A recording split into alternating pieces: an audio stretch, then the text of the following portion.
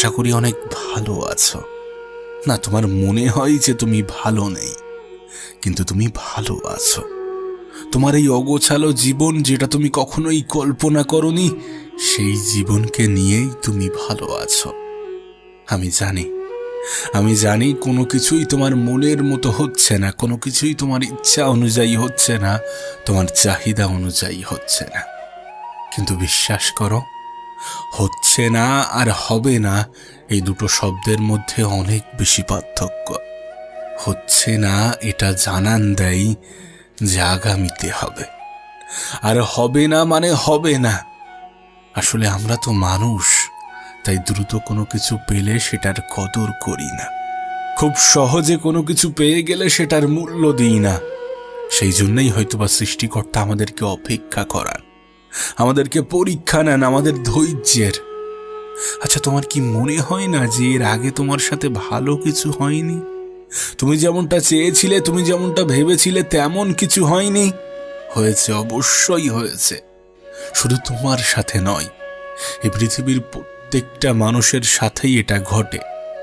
আমরা যেটা সহজে পেয়ে যাই সেটার মূল্য দিতে জানি না, সেটার মূল্য দিতে পারি না। শুরুতেই তোমাকে আমি বললাম যে তুমি অনেক ভালো আছো, কিন্তু তোমার বিশ্বাস যে তুমি ভালো নেই।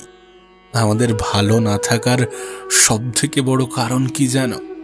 কারণ আমরা আমাদের জীবনের সুখটাকে কোনো ক্রাইটেরিয়ার মধ্যে বেঁধে দিই, এমন কিছুর সাথে যুক্ত করি যে এটা পেলেই আমি সুখী। কিন্তু বাস্তবে এমনটা হয় না। যখন সেটা পেয়ে যাই তখন সেটা নরমালি হয়ে যায়, তখন মনে হয় এটা তো জীবনেরই একটা অংশ, এটার সাথে সুখের কি সম্পর্ক থাকতে পারে? আর বাস্তবেও তাই, ওটার সাথে সুখের কোনো সম্পর্ক ছিল না। তুমি ভাবতে আমি বেকার আছি, আমি জব পেয়ে গেলে সুখে থাকব, আমি অবিবাহিত, বিবাহ করলে সুখে থাকব, আমি বাড়িতে আছি, বাড়ির মানুষ আমাকে সম্মান করে না, শ্রদ্ধা করে না, ভালোবাসে না, বাড়ির বাইরে গেলে সুখে থাকব। আমরা আমাদের জীবনের সমস্ত কিছুকে একটা নির্দিষ্ট ক্রাইটেরিয়ার মধ্যে বেঁধে রাখি, আর সুখ, খুশি, আনন্দ, দুঃখ এই সমস্ত কিছুকেও একটা নির্দিষ্ট ক্রাইটেরিয়ায় বেঁধে রাখি। কিন্তু বাস্তবে তেমনটা ঘটে না। যদি তাই হতো তাহলে প্রত্যেকটা জব করা ব্যক্তি খুশি থাকতো, প্রত্যেকটা বিবাহিত ব্যক্তি আনন্দে থাকত। আমি জানি না তুমি এটা বিশ্বাস করো কিনা, কিন্তু এটা বাস্তব। এটা অস্বীকার করার কোনো জায়গা নেই যে পৃথিবীর কোনো ব্যক্তি, কোনো মানুষই নিজের জায়গা থেকে খুশি নয়, সুখী নয়। না, তুমি হয়তো বা ভাবো যে তোমার জীবনের সমস্যাটা সব থেকে জটিল, কিন্তু তুমি ভাবো বলেই জটিল, তাছাড়া তেমন কিছু নয়, তেমন কোনো জটিল বিষয় নয়। এর থেকেও অনেক জটিল জিনিসের সমাধান তুমি করেছ, এর থেকেও অনেক খারাপ কিছু তোমার সাথে ঘটেছে, এর থেকেও অনেক খারাপ সময়ের মোকাবেলা তুমি করেছ। তুমি কেন অন্যদের সাথে নিজেকে তুলনা করে নিজেকে গুলিয়ে ফেলো? নিজেকে গুলিয়ে ফেলো সেই সকল মানুষের মাঝে যারা নিজেরাই সুখের সন্ধানী। হ্যাঁ, এই পৃথিবীর প্রত্যেকটা মানুষই সুখের সন্ধানী, যদিও তারা এটা জানে যে সুখ কোনো বস্তু নয় যেটাকে বাজারে কিনতে পাওয়া যাবে বা যেটাকে খুঁজে পাওয়া যাবে। এটা তো ভিতরের বিষয়, আর ভিতরের যে কোনো বিষয়ই অনুভব, উপলব্ধি এই সমস্ত জিনিসের উপরে নির্ভর করে। না, তুমি হয়তো বা ভাবো যে তুমি ভালো নেই, কিন্তু এমনটাও তো হতে পারে যে পৃথিবীর অনেক মানুষ তোমার মতো জীবন পাওয়ার স্বপ্ন দেখে। আবারও বলছি, তুমি একা নও। এ পৃথিবীর কেউই নিজের জায়গা থেকে সুখী নয়। আর যদি একটু ঘুরিয়ে বলি, যদি বাস্তবটা বলি, তাহলে এই পৃথিবীর কেউই নিজের জায়গা থেকে সুখটাকে অনুভবই করে না। তোমাকে তো সৃষ্টিকর্তা কথা দিইনি যে তোমার জীবনে ভালো সময় পাঠাবে না, তোমাকে তো বলে দিইনি যে তোমার জীবনে ভালো কিছু ঘটবে না। তাহলে কেন তুমি হতাশ হবে? কেন তুমি মন খারাপ করবে? কেন তুমি কষ্ট নেবে? কেন তুমি দুঃখ পাবে? বরং আমি যতদূর জানি যে সৃষ্টিকর্তা মানুষকে পরীক্ষা নেন, মানুষের পরীক্ষা নেন। এই পৃথিবীর কোনো ব্যক্তি কোনো লজিক দিয়ে হতাশা, টেনশন, মন খারাপের কারণ ব্যাখ্যা করতে পারবে না। কারণ যুক্তির সাথে হতাশা এটা কখনোই সম্ভব নয়। আমরা এত সহজে হার মেনে নিই, তার কারণ এটাই যে আমরা আমাদের ক্ষমতা সম্বন্ধে জানি না। এ পৃথিবীর পরিচালক আমাদেরকে কতটা ক্ষমতার অধিকারী বানিয়েছেন সেটা আমরা বুঝি না, বোঝার চেষ্টাও করি না। যদি বুঝতাম, যদি জানতাম, যদি অনুভব করতাম, তাহলে এত বেশি হতাশ হতাম না।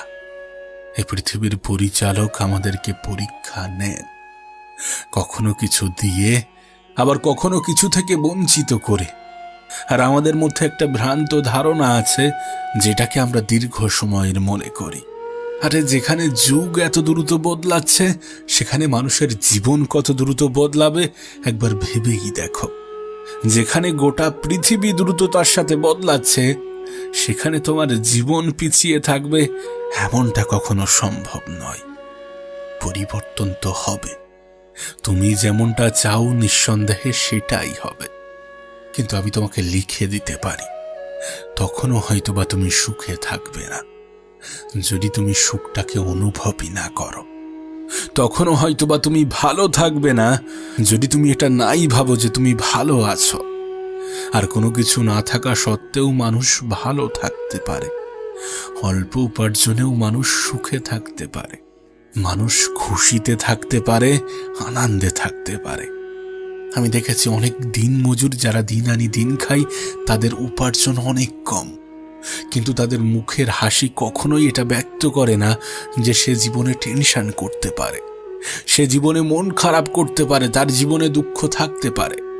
না, হয়তোবা দুঃখ আছে, কিন্তু সে দুঃখটাকে অনুভবই করে না।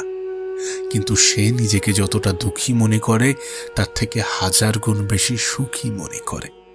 তার কারণ কি জানো? কারণ তার চাহিদা সীমিত, অল্প চাহিদার মধ্যেই নিজেকে খুশি রাখতে জানে। দেখো, এর মানে এটা নয় যে আমি বলছি স্বপ্ন দেখো না, আমি বলছি চাহিদা রেখো না। অবশ্যই রাখো, কিন্তু কোনো স্বপ্ন, কোনো চাহিদা যদি তোমাকে টেনশনে রাখে, তোমার মন খারাপের কারণ হয়, তোমার দুঃখের কারণ হয়, তোমার হতাশার কারণ হয়, তাহলে সেই স্বপ্ন দেখে কি লাভ? আমাদের জীবনে এমনও একটা বয়স আসে, এমনও একটা সময় আসে যখন আমরা বুঝেই উঠতে পারি না যে কোনটা আমাদের জন্য সঠিক। হতে পারে তুমি বুঝতেই পারছো না যে কোনটা তোমার জন্য সঠিক। দেখো, আমি জানি না কোনটা তোমার জন্য সঠিক, কিন্তু আমি এটুকু জানি যে কিছু না করার থেকে কিছু করা অনেক ভালো। এ পৃথিবীর লাখো মানুষ স্বপ্ন তো দেখেছে, কিন্তু শুরু করেনি। আমরা কেন জানি না শুরু করতেই ভয় পাই। আবারও বলছি, কিছু না করার থেকে কিছু করা অনেক ভালো। আচ্ছা, কখন আমরা সব থেকে বেশি হতাশ হয়ে পড়ি? তোমার কি মনে হয়?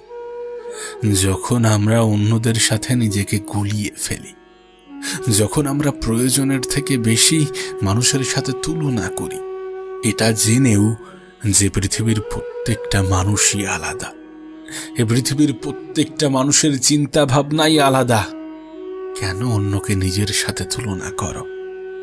যখন তুমি অন্যদেরকে নিজের সাথে তুলনা করবে, তখন তুমি নিজেকেই সন্দেহ করবে, আর নিজেকে সন্দেহ করা বোকামি ছাড়া আর কিছুই নয়। কারণ তুমি নিজেও জানো না তোমার ক্ষমতা কতটা, তুমি নিজেও জানো না যে তুমি কতটা ক্ষমতার অধিকারী। আর যদি এর পরেও তোমার বিশ্বাস না হয়, তাহলে তোমাকে বলি, শোনো, সৃষ্টিকর্তার সৃষ্টিতে কোনো ত্রুটি থাকতে পারে না। আর তুমি তো সৃষ্টিকর্তারই সৃষ্টি, তাহলে তোমার মধ্যেও কোনো ত্রুটি থাকতে পারে কি? তোমাকেও তো সৃষ্টিকর্তাই সৃষ্টি করেছেন, তোমাকেও তো সৃষ্টিকর্তাই এ পৃথিবীতে পাঠিয়েছেন, তাহলে কেন নিজের উপরে সন্দেহ করবে? আর এটা কেউ বিশ্বাস করে কিনা আমি জানি না, কিন্তু আমি বিশ্বাস করি যে পৃথিবীতে যিনি আমাকে পাঠিয়েছেন তাঁরও একটা দায়িত্ব আছে, আর তিনি তাঁর দায়িত্ব হতে কখনো পিছু পা হন না।